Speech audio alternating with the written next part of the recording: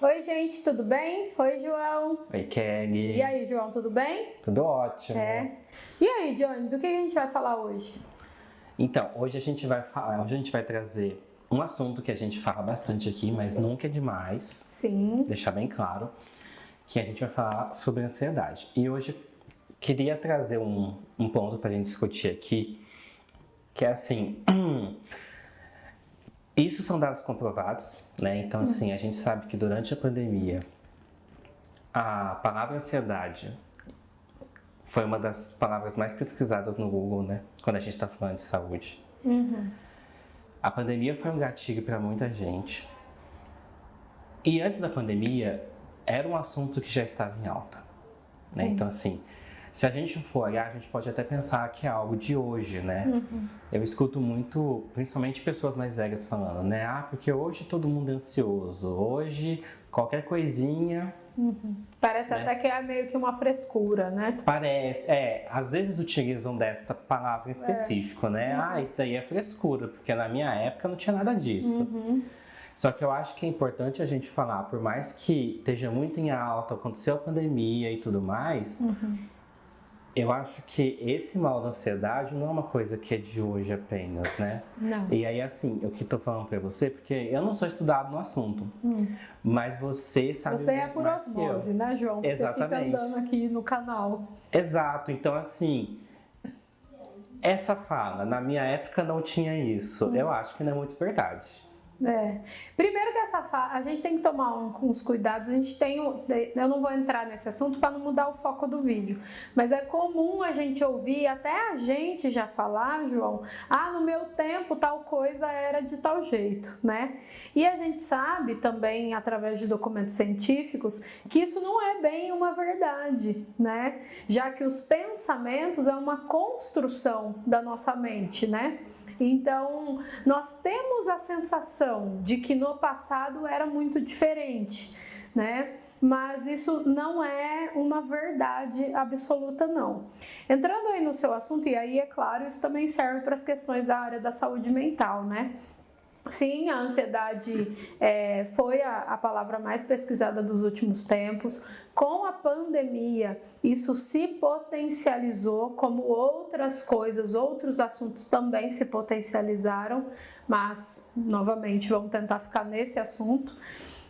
E não é uma novidade, né? O que vai acontecendo com o tempo é que a gente vai adquirindo mais conhecimento, a ciência vai se afinizando mais. Então, por exemplo, no passado, na época das guerras, por exemplo, a gente não falava de depressão, porque a gente não conhecia dessa maneira, mas já existia depressão, né? Nós sabemos, por exemplo, na história, que as mulheres, que os homens iam para a guerra, algumas morreram de depressão, né? E as pessoas diziam, morreu de amor, porque o marido tá na guerra, né, e tal. Sim, o motivo era a preocupação, o afastamento, todo aquele clima de guerra, mas a pessoa morria porque ela estava doente, né? Mas a gente não chamava disso. Então, o que muda com o tempo é que a gente vai conhecendo cada vez mais as coisas. Na minha área, que é a área do sofrimento psíquico, da saúde psíquica, a gente ainda conhece muito pouco, né? A gente sabe aí que a medicina é muito boa em todas as partes ali do nosso corpo, mas o cérebro, ele ainda é algo muito novo. E a ansiedade, ela entra um pouco nisso também. Então, sim, a pandemia potencializou essa busca, mas nós imaginamos, conforme os conhecimentos vão nos elucidando cada vez mais, que sempre tivemos isso, né? Claro que o mundo moderno, é o que eu falo sempre aqui no canal, o meio, ele vai ajudar a desencadear uma coisa ou não sempre falo, João. Né? Então, sei lá, eu tenho predisposição genética para depressão, mas o meu meio é tão bem cuidado que a doença não manifesta, tanto para depressão quanto, sei lá, para Alzheimer, né? Que não tem tanto a ver com, a gente não vai relacionar tanto a primeiro momento com a saúde mental e emocional, né? Mas o meio traz estímulos tão importantes para a saúde do meu cérebro que eu posso não manifestar. O que aconteceu com o mundo moderno? Essa coisa do consumismo, muitas conversas, muita informação ao mesmo tempo, né? Tudo isso, tudo que a gente tem que produzir, que a gente não pode ficar obsoleto. Então, o meio fomentou esse boom ansioso.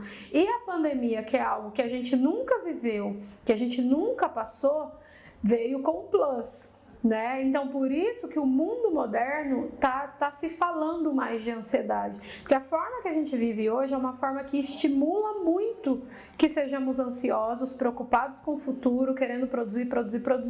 Agora, isso sempre esteve aí, né? Sempre esteve aí e provavelmente estava na nossa predisposição genética. Acredito também, e aí é uma coisa bem complexa, eu só vou pincelar aqui, que alguns perfis, então agora eu tô falando de personalidade e suas complexidades, são mais ansiosos do que outro. Então isso sim, João, tudo isso. Então, aproveitando que você falou desse assunto e tocou na parte da predisposição genética, né? Hoje a gente vai trazer aqui no canal uma opinião de uma segunda profissional também, que é a Gina. Temos estreia no canal hoje.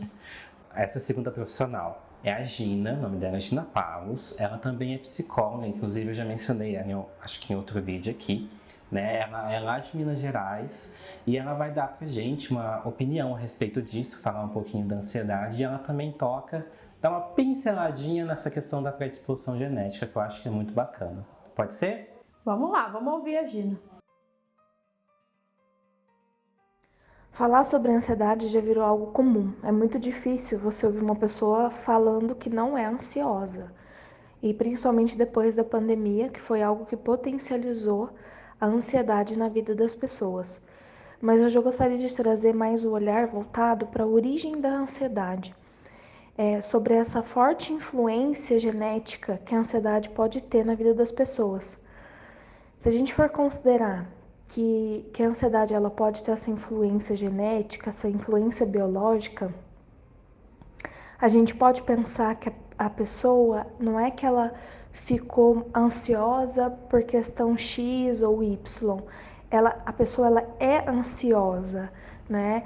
É claro que existem situações que vai deixar ela mais ansiosa, vai aumentar esse grau de ansiedade. Mas a pessoa ela é ansiosa por si só, ela é ansiosa, vamos dizer assim, por natureza.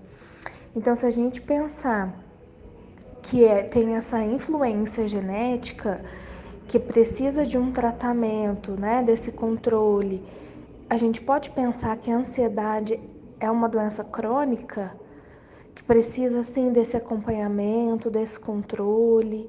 E como que isso é feito, né? É com medicamento, é com a terapia, é com exercício físico, é com tratamentos alternativos, como acupuntura, massagens, é a pessoa procurar um hobby, né, fazer algo que ela gosta para ela trabalhar ali a atenção, é uma forma dela recarregar a energia dela, né?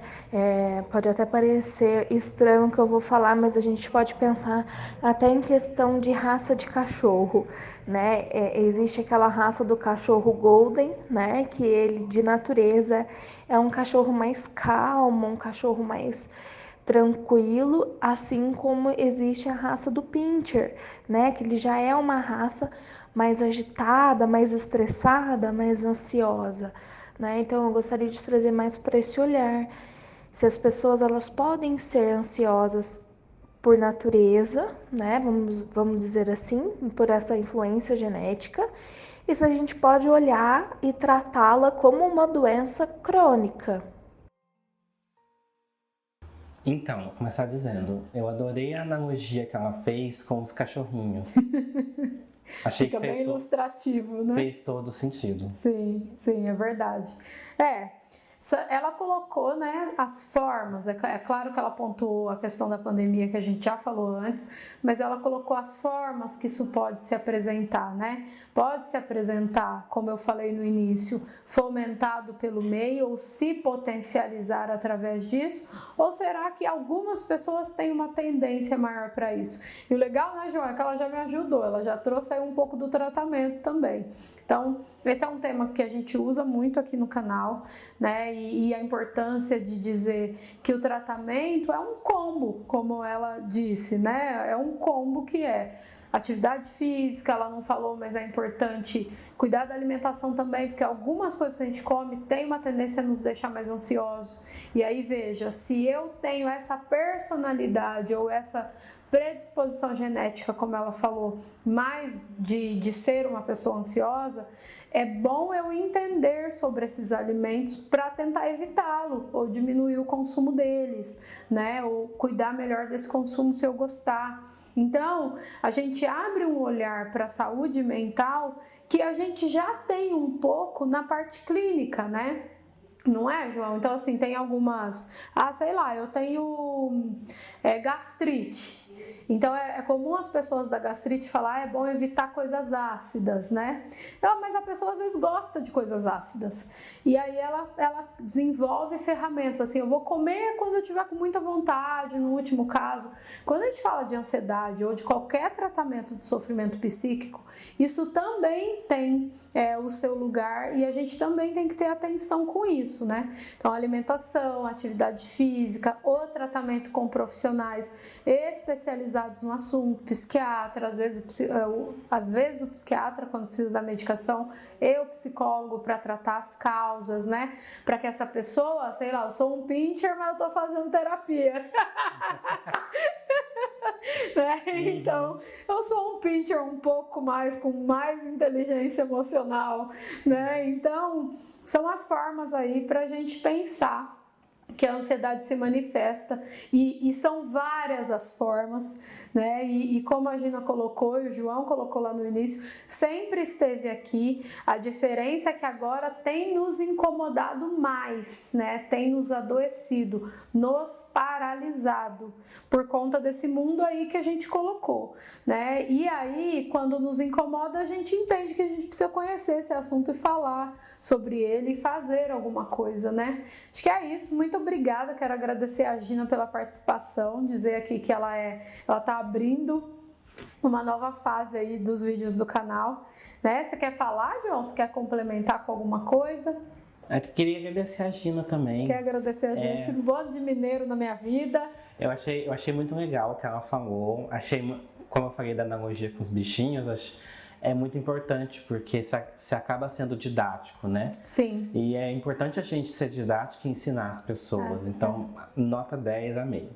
Muito obrigada, amiga. João, falando nisso, não tem nada a ver com o tema, né? Tem, mas na área da saúde canina, né? E de gatos e tal.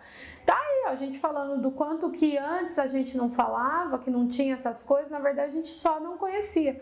Hoje em dia se fala, né, na saúde emocional dos bichos, né, João? O João tem um gato, gente, com transtorno de ansiedade.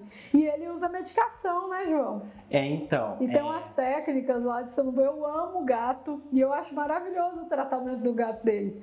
Então, assim, quando a gente foi no veterinário levar o Nick, ele estava apresentando um sintoma físico.